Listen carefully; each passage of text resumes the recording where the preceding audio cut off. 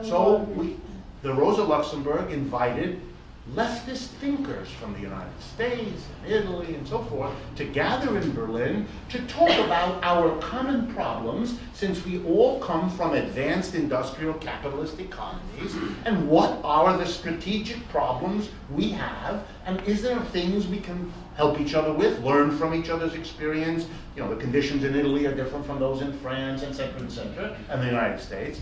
And I thought that was a very interesting activity to participate in. We had 2 days of seminars all day long in an office, because of the funding, in which the chairs were very comfortable, the tables were very elegant, the lunch was delicious, and in the corner of the room, the seminar room, there was a little booth for the simultaneous translation of all the languages. So the Italians could understand what the Germans were saying, those of us from the United States could understand all the languages we don't speak, etc., etc. It's a different world. This all took place in a building in the middle of Berlin, at a place called the Franz Mehringplatz. Everything in France is a Platz. Spelled with an A, P-L-A-T-Z. The Franz Mehring, you walk into this square of this place, and there's a big, tall building, 8 stories high, a block long. At the top of the building, it says in huge letters, Neues Deutschland, which means New Germany. That is the name of the left wing's daily newspaper for all of Germany. In the lower right-hand corner of the building is Junge Welt, meaning young world. That's the daily newspaper for young people that the left produces. 4 stories of this building are the Rosa Luxemburg Foundation offices and seminar and auditoriums. And in front of this modern, big office building are 2 huge statues that look like Giacometti's, long, thin statues, beautiful. And one has a big name at the base, Rosa Luxemburg. And next to the door on the other side, Karl Liebknecht. So let me end today by telling you who these people are, whose names and statues are out front of the building. At the beginning of World War II, all socialist parties had a terrible decision to make. Would they participate in this war called by the big countries against each other? World War I, 1914 we're talking about, when the war began. And all socialist parties split. Those socialists who said, we are, for example, the Kaiser, the leader of Germany, went on the radio and he said to the German people, I know no longer socialists and others, ich kenne nur Deutsche, I know only Germans. He appealed to nationalism. Right? In Russia, the leaders of the Socialist Party split, and one of the leaders said, Russians should not participate in this war, this is an imperialist war. That man's name? Lenin. In the United States, the leader of the Socialist Party said the same thing as Lenin. Americans, he said, by the way, a party that was getting millions of votes, big party in the United States, the American Socialist Party. The leader of that party went publicly and said, Americans should not fight in World War I. It's an imperialist war, and working people in one country should not be killing working people in another country. The man's name, Eugene Victor Debs, leader of the American Socialist Party, head of the Railway Workers Union in the United States. And he was put into jail on the grounds of sedition for having made that remark, just as Lenin had to leave the country in a big hurry. Okay? In Germany, the Socialist Party split. The majority socialists went with the government, supported the war, and in Parliament voted the money to pay for the war. A minority of the Socialist Party, led by its 2 most charismatic leaders, Rosa Luxemburg and Karl Liebknecht, said like Lenin and said like that don't go. And they were incarcerated. When the war was over, they were let out, because the war is over. And they said, shame on the Socialist Party, and they formed a new party called the Independent Socialist Party. Unabhängige is the German word. Unabhängige Sozialistische Partei. And they called the workers, following what Lenin had done in Russia, to make a comparable revolution in Germany. And there was revolutionary massing of workers in Berlin, in Hamburg, and several other German cities. By the way, at the end of World War II, there were upsurges of Soviets in many European cities. For those of you who don't know, I can see from your faces. Let me give you two examples. In Munich, a strange part of the world for this to happen, the workers took over the city. They declared, you're going to love this, the Bavarian Soviet Socialist Republic.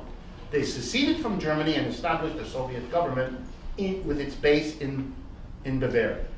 They named as their leader Kurt Eisner, a Jew in Catholic southern Germany.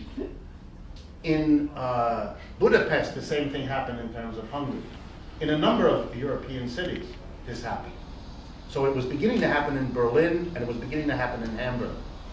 At that point, an unknown group of right-wing vigilantes grabbed Rosa Luxemburg and Karl Liebknecht, murdered them in the canal of Berlin, chopped their bodies into small pieces, and threw them into the canal where they were found. And they became the martyrs out of which came the birth of the German Communist Party.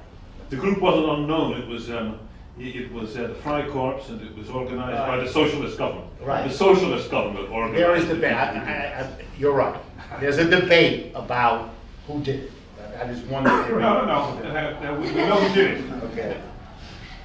My understanding is it's a debate, but it's fine. Some people know.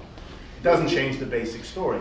Can you imagine that all over Berlin, today, last week, all over Berlin, the German society, which has had its share of struggles between communism and not, is nonetheless able to have the following things. All over this part of Berlin, there's the Rosa Luxemburg Square, the Rosa Luxemburg Street, the Rosa Luxemburg.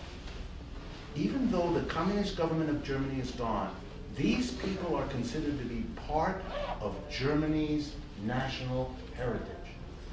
One of the most famous centers of Berlin is called the Alexanderplatz. Some of you know famous novels and films have been made there. About 100 yards from the Alexanderplatz is a little park. And the hotel where I was put was in the Alexanderplatz, so I walked to this garden because I had heard this. I'm walking through the trees, and I come up, it's a small garden, about the size, say, of Union Square. And in the middle of the garden, I see people gathering around a statue.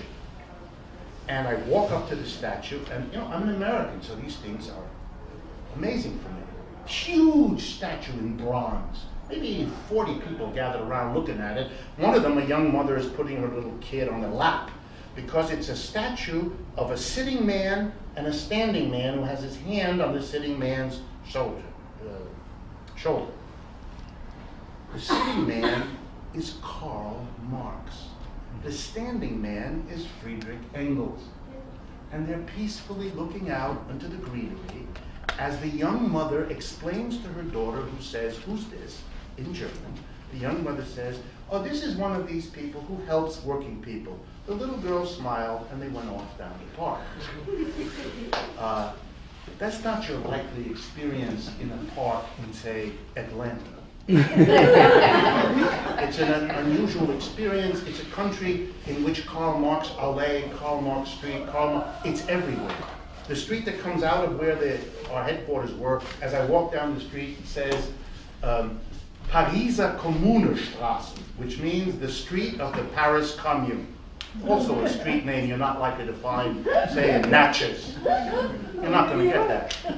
It's a different society, but it's a society that is in many ways most like the United States, perhaps of all the Europeans. What an interesting society that produces a party whose slogan is, "We can do better than capitalism," in a country much closer to the communist menace than we ever were. Much more of a struggle, immediate, splitting their country in half. Nonetheless, they have the capacity to have a politics whose commitments to democracy and diversity and this kind of debate really do the United States a kind of study in what could be if we just did it. The left in the United States is huge, but it is so demoralized and so disorganized that you watch on television a much smaller community, which is the Tea Party, get all the attention. But it gets the attention because it's gotten some organization. And some money. And some money. Money has never been our problem. The left has plenty of money and always has. It's not the money. There's something in the American psyche, at least for the moment, that doesn't see it, doesn't see the sense of it, doesn't see the possibility, and waits, feels alone, feels isolated, feels sorry about it, but doesn't get off its rear end and do it. And we don't have the inherited organizations. The trade unions are very weak and small. The socialist and communist parties are virtually not there. So if it's going to happen, we have to develop. That's why it's slower here. That's why we don't have this street demonstration. The Europeans have the organizations to make that happen. We don't. We have to build them. But you know, the dialectic is always at work. If you have the organizations, you grouse because they limit you. We don't have them. We don't have those limitations. We can do whatever we want. We're starting kind of scratchy here. We can make our own. We don't have to worry about the inherited one. So we're weak because we don't have them ready to go. But we might be very strong because we could develop them without the baggage that is such a problem in the other countries of these parties that have existed for so long and have such vested interests. So the bottom line is, if I'm right, that we're an economic system in deep trouble, if we're at the beginning of a long decline, and if the left is large in terms of the people who want change, who are critical, who look at the daily headline like so many of us and shake their heads, how did they do this now? Then there is only the question, when does it come together? When is the beginning of those organizational forms that will finally give people the sense of something that can be done? This is the end of this session, but as I say, we will reconvene. We'll do another update. I welcome your suggestions as to what to cover. We will meet again Tuesday, January 18th, and you can always check the Brecht Forum website to get the details of where and when.